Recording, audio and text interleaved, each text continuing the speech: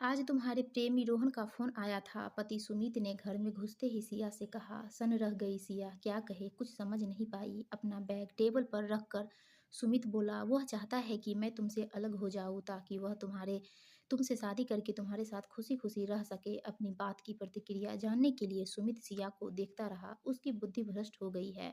जब उसे मेरे साथ रहने का मौका मिला था तब तो वह भाग खड़ा हुआ था, अब यह संभव नहीं है। मैं उससे बात करूंगी, सिया ने कहा। देख लो, अगर तुम उसके साथ रहना चाहती हो तो मुझे कोई आपत्ति नहीं है, सुमित ने कहा। कैसी बातें करते हो, एक सिरफिरे की बात को इतना गंभीरतापूर्वक ले रहे हो, सिया ने आवेश में कहा। सिरफिरा तुम्हारा प्रेमी ही तो है, कैसे उसकी बातों को गंभीरता से न लो, सुमित ने कहा। सिया भी थोड़ी देर पहले ही ऑफिस से आई थी। इस बीच सिया चाय बना चुकी थी। उसने चाय और स्नैक्स लाकर टेबल पर रख दिया। सुमित भी हाथ मुंह धोकर कपड़े बदलकर ड्राइंग रूम में आ गया। हमेशा की तरह टीवी ऑन कर समाचार देखने लगा। उसके चेहरे पर तनाव साफ झलक रहा था और यह स्वाभाविक भी था। सिया रसोई में आ गई। शाम का खाना वही बनाया करती थी। सुमित कभी कभार सहायता कर दिया करता था।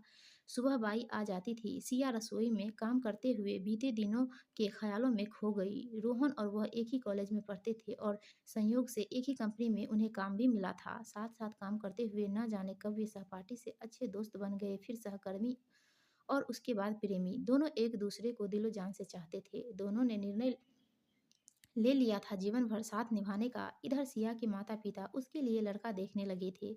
सिया मौके की नजाकत समझ रही थी। कहीं उसकी शादी तय कर दी गई तो फिर बड़ी मुश्किल हो जाएगी। इसलिए उसने पहले ही अपनी माँ के जरिए पिता रघुनाथ को खबर दे दी कि वह रोहन से शादी करना चाहती है। रोहन के बारे में जानकारी लेने पर उसके पिता इस शादी के विरुद्ध हो गए। एक तो उसकी नज़र में लड़की का खुद शादी के लिए लड़का चुनना अपने आप में गलत था और लड़का दूसरी जाति का भी था। वे इसके लिए बिल्कुल तैयार नहीं थे। सिया को विश्वास था कि यदि रोहन प्रस्ताव रखेगा तो उसके पिता मान जाएंगे। इसलिए उसने रोहन को अपने पिता से बात करने के लिए कह दिया। रोहन ने एक दिन उसके पिता के मोबाइल पर कॉल किया। अनजान नंबर देखकर वह सोचते सोचते हुए कि न जाने कौन होगा, उन्होंने फ़ोन उठाया। सिया को मालूम था कि रोहन उसके पिता को फ़ोन करने वाला है। उसका पूरा ध्यान पिता के फ़ोन पर था। हेलो, रघुनाथ ने कहा। नमस्ते अंकल, मैं रोहन बोल रहा हूँ, रोहन ने नम्रतापूर्वक कहा। कौन रोहन, रघुनाथ ने जानबूझकर अनजान बरतते हुए कहा। उन्हें अच्छी तरह से मालूम था कि रोहन कौन है। सिया ने बताया था। जी, मैं सिया के ऑफिस में काम करता हूँ। मेरी सिया से अच्छी मित्रता है और हम एक दूसरे से बहुत प्यार करते हैं और शादी करना चाहते हैं, रोहन ने कहा। देखो बेटा, तुम लोग शादी कर सकते हो, मुझे कोई आपत्ति नहीं है, पर इसके बाद मेरा सिया से कोई रिश्ता नहीं रहेगा, रघुनाथ ने बेरुखी से कहा। कैसी बातें कर रहे हैं अंकल आप, रोहन ने आश्चर्य से कहा। जैसे भी बातें कर रहा हूँ, मेरी निगाह में जो सही है वही कर रहा हूँ। मुझे कोई आपत्ति नहीं है तुम दोनों की शादी से। दोनों बालिग हो, अपना निर्णय ले सकते हो। मैं भी बालिग हूँ और स्वतंत्र निर्णय ले सकता हूँ कि किससे संपर्क रखना है किससे नहीं, रघुनाथ ने सख्त लहजे में कहा। मैं नहीं चाहूंगा कि मेरी वजह से आप अपनी बेटी से रिश्ता खत्म कर ले। थैंक यू अंकल, कहकर फोन डिस्कनेक्ट कर दिया था रोहन ने। सिया समझ गई कि उसके पिता ने बेरुखी से रोहन के प्रस्ताव को ठुकरा दिया है। गुस्से में ही सही, एक उचित बात की थी उन्होंने कि दोनों बालिग हो, अपना निर्णय ले सकते हो, और सिया ने निर्णय ले लिया था। अगले दिन उसने रोहन से कहा, हम कोर्ट मैरिज कर लेंगे। नहीं, मैं नहीं चाहता कि मेरे कारण तुम्हें तुम्हारे पिता के साथ संबंध विच्छेद करना पड़े, रोहन ने कहा था। सिया ने रोहन को समझाने की कोशिश की। घर वाले प्रारंभ में विरोध करते हैं, कुछ वर्ष के बाद वे हमें अपना लेंगे। जब तक तुम्हारे पिताजी राजी नहीं होंगे मैं यह शादी नहीं करूंगा, रोहन ने स्पष्ट कह दिया था। क्या करती, सिया चुप लगा गई। कुछ दिनों के बाद सिया का ट्रांसफर दूसरे शहर में हो गया। उसे अच्छा लगा क्योंकि अब उसे रोज रोहन के सामने नहीं आना पड़ता था। रोहन ने अपने सिद्धांत के आगे प्यार को छोटा जो कर दिया था। इस बीच घर वालों ने उसकी इच्छा पूछी। सिया ने कहा, मेरी मर्जी से शादी तो होने वाली नहीं, अब आप लोग जो समझो करो। फिर शादी के लिए लड़के की तलाश हुई और एक अच्छा सा लड़का मिल भी गया। शादी तय कर दी गई, सगाई हो गई। इस बीच रोहन को न जाने क्या हुआ, उसने सिया के मोबाइल पर कॉल किया। सिया, मुझे लगता है कि मैं तुम्हारे बिना नहीं रह पाऊंगा, हम कोर्ट मैरिज कर ले। जब कोर्ट मैरिज करना था तब तो तुम बड़े आदर्शवादी बन गए थे, अब यह संभव नहीं है। मेरी सगाई हो गई है और शादी का दिन भी निश्चय हो गया है।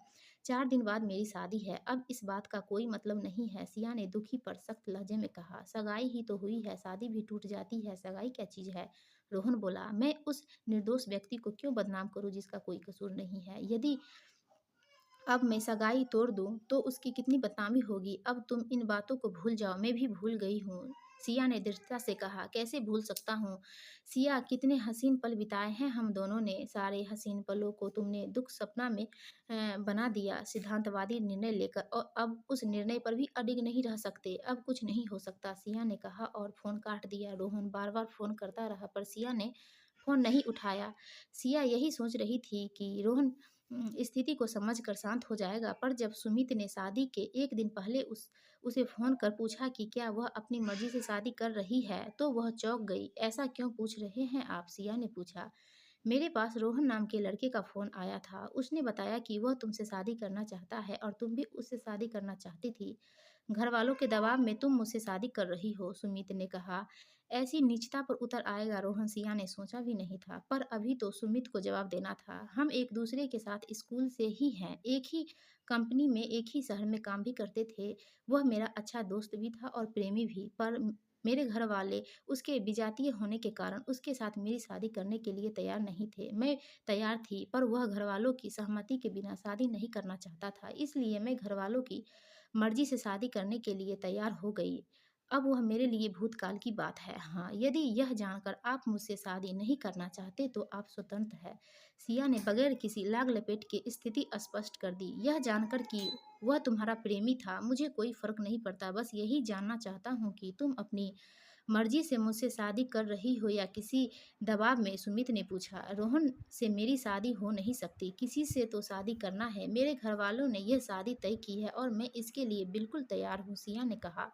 जब तुम तैयार हो तो रोहन क्या करेगा? उसे बकने दो, सुमित ने कहा। सिया को बड़ी राहत महसूस हुई। यदि सुमित शादी के लिए इनकार कर देता तो उसके घरवालों के लिए बहुत ही अप्रिय स्थिति होती। इसके बाद दोनों पति-पत्नी खुशहाल जीवन जी रहे थे। आज 3 वर्ष बाद सुमित को फिर से फ़ोन कर रोहन ने उसके शांत जीवन में खलबली मचा दी थी।